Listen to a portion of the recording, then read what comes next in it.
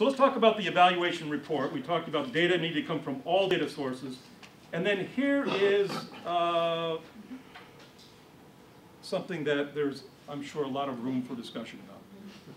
And that is, the report shall include a determination of the candidate's psychological suitability for exercising the powers of a peace officer.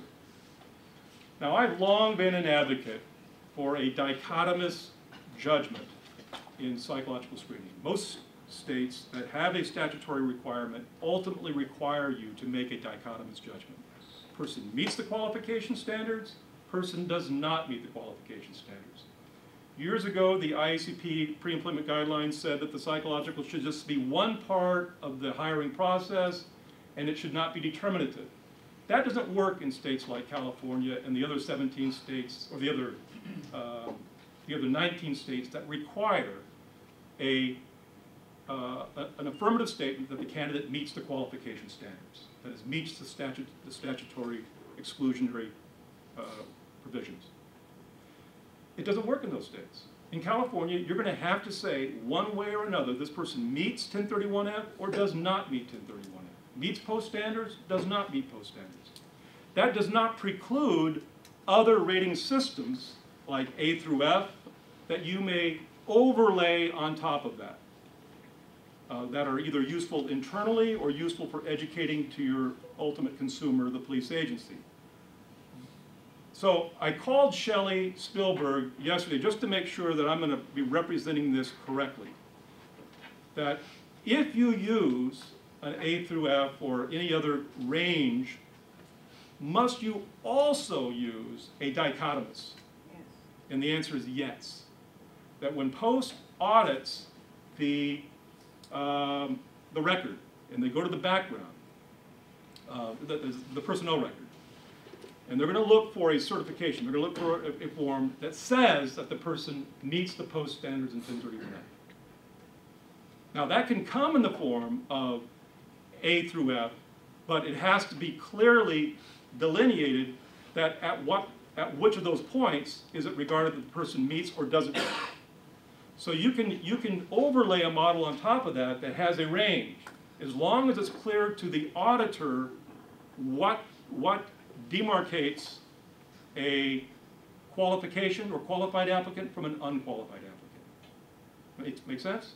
Mm-hmm. Okay. On the surface, that would appear to contradict the intent of that regulation, which was to deprive people from making subjective or discretionary judgments about appropriateness for hire. You mean a model of A through F versus yes or no? Well, the argument is that an A through F rating deprives the... No. Who does it deprive? They want to deprive the hiring authority from exercising subjective judgment. Oh, you're saying that Post wants to deprive the hiring authority of subjective judgment? Yes. I don't think that's true. I don't think it's true. The lawyers. Because the same is true for every other hurdle. Well, the reason why I say it's untrue, and my reason why I think it's untrue, is because they've already said they want the agency to communicate to you what their unique individual standards are. That's an iterative process, don't you think, Joe? Again, on the surface, it would appear to contradict the original intent of that requirement, which is to prevent people in civil service from making discretionary or I want to hire my brother-in-law kinds of judgments. Yes. Well, I'm not quite sure I follow it, because in the end, is making the determination is the one making the determination of whether or not the candidate meets qualification standards.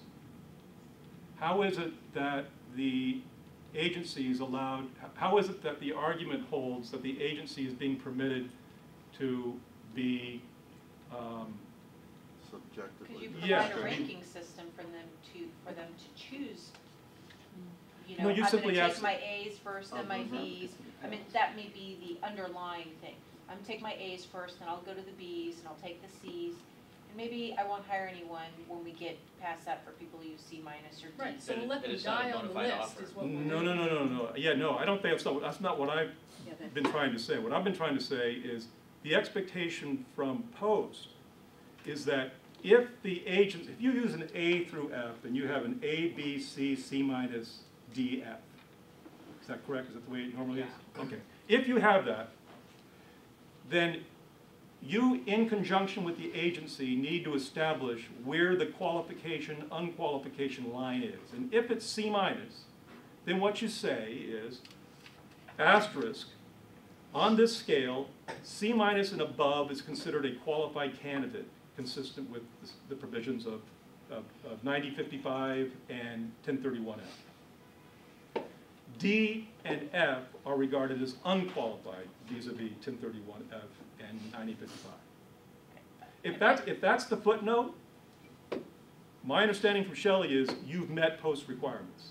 My comment was It was going the back to original intent, this goes back some 25 years with post, was to prevent the kind of good old boy decision-making that was going on in one. Sure, I have no doubt about that, Joe. But if you have an agreement with an agency as to where the line is drawn, and some agency says, I want to set the line at B, others say, I want to set it at C minus, and you, psychologists, apply that across the board, then there's no room for the employer to subjectively hire whoever they want. Is there? Sure there is. Yes, sure How? there They is. can hire anyone from A through C minus. Yeah. Well, I understand, but they're all qualified, so who cares?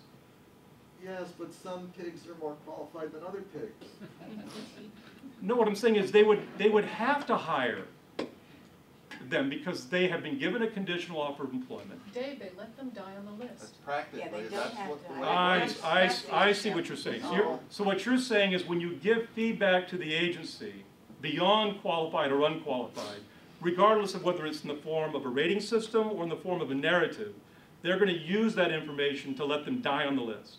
If they My choose. preference, absolutely. Have I accurately Yes. repeated? Okay. My preference for the model is for pilot certification, peace officer certification. Right. When you take a test to become a pilot, you either pass the test or you fail the test. You are not an A or B or a C minus. Yeah, but it's funny because the FAA doesn't apply that same standard to flight control operator. That I don't know. They have a lot of data upon which they use to make those decisions. But nonetheless, your point is well taken, and I think that that's going to come into play as we talk about content of report.